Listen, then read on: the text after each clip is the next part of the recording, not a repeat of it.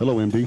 This is Branch Warren. I'm 2.5 weeks out from the 2011 Arnold Classic, and today I'm working arms. We started the workout off with preacher curl machine. After a few light warm-up sets, then we worked up to the stack and did a heavy set and a drop set. You know, I generally prefer free weights over machines, but you know, I like this machine. It's been around.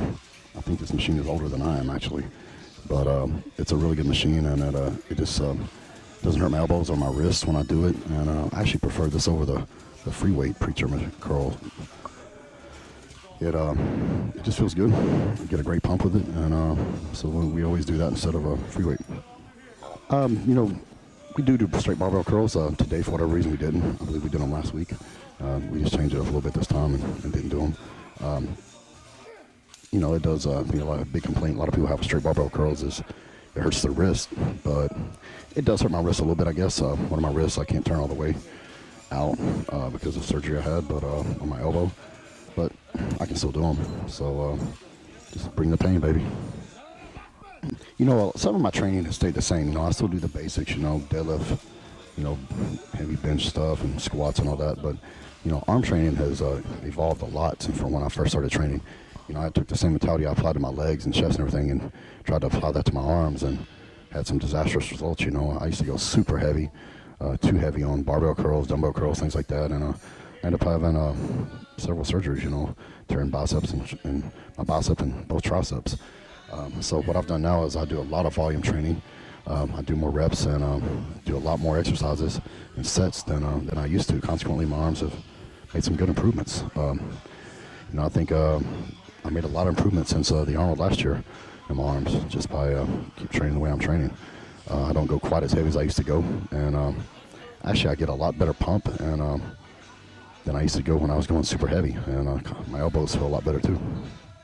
For those of you that don't know, I've had 3 surgeries since I've been a professional bodybuilder.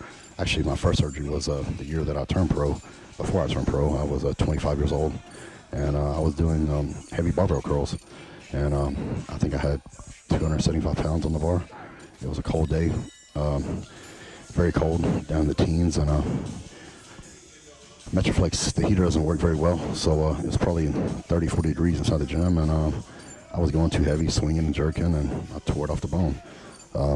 A few years later, I had a tricep injury, and you know, and then a few years later after that, I had the other tricep injury. So, you know, through trial and error, I've learned to, you know, make some adjustments to my training and stay healthy, because at this point, longevity is the most important thing.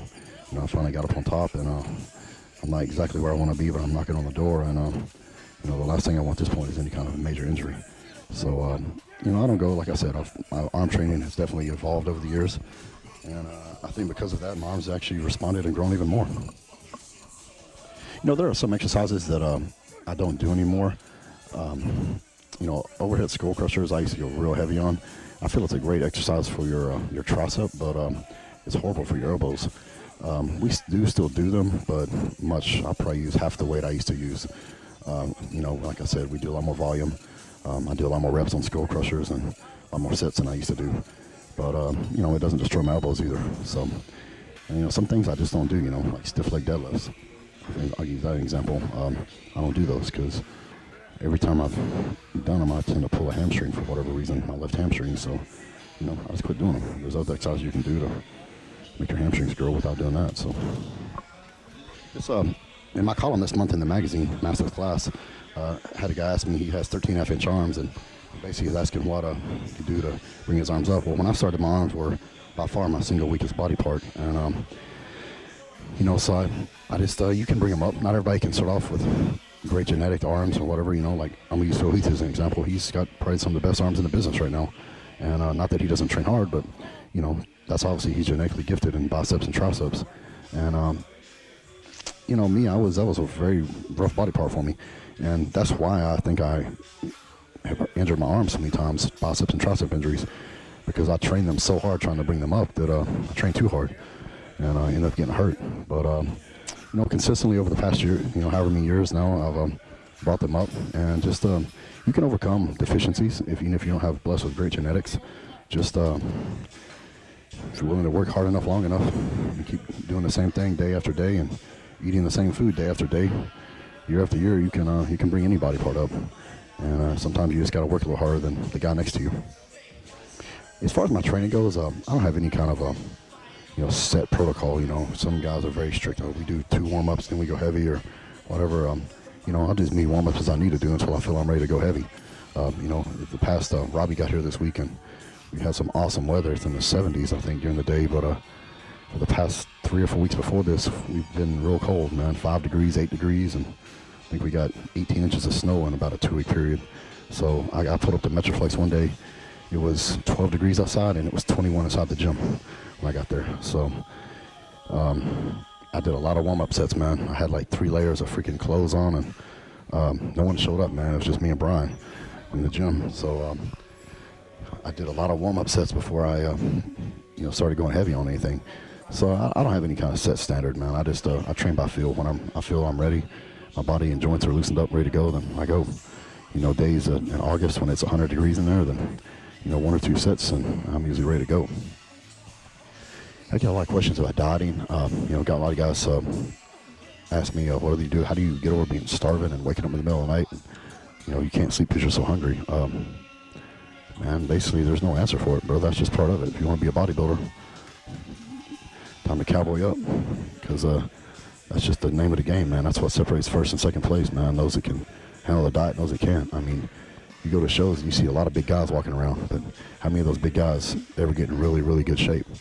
That's like I said, that's the 75% of being a bodybuilder is being able to stick to that hard diet, man. We all train because it's fun, we enjoy it. I don't know one single person that enjoys dieting, myself included. It sucks, and but that's just the name of the game, man. I go to bed around 1 o'clock in the morning. I get up at 5:45, and I wake up starving. I usually don't have to have the alarm wake me up because I wake up hungry, and I want to wake up and get my cardio knocked out so I can eat my food, and that's just the name of the game, man. There's no easy way around it. There's no remedy for it, man. You're gonna be hungry and you're gonna suffer, but sometimes I think the harder the journey is, the sweeter the victory. So this is an LWRC 6.8, I think, is what it is. My friend has, and my friend Matt, and then he brought his other gun up here that he has. He's got a 308, a Reaper LWRC. So between me and him, we go shooting a lot, and we have probably too many guns between the two of us. Yeah, these these guns, primarily use them as target practice, man. We shoot a lot. I shoot every week usually. They, like this gun right here is a 308. It's a great long-range gun. He's got it tricked out, man, with the Night Force scope on it and bipod and all that. So, you can reach out to 600, 700, 800 yards with it accurately. A gun like this doesn't kick hardly at all. I've got some guns, 300 Weatherby Magnum, and some bigger guns that, they'll stomp you a little bit when you shoot them. But these guns are semi-automatic, and it's something similar to what the military would use. And you can't hunt with them like this gun right here. This 308, you can't hunt with it. I've killed some deer with them before, wild hogs, but not really deer. I don't hunt deer with it, but wild boars, things like that. But I prefer catching wild boars with my hands and taking them out with a knife. A lot more fun. Stick around for day number 2. We're gonna be training legs, me and Johnny and the rest of the crew. I'll see you then.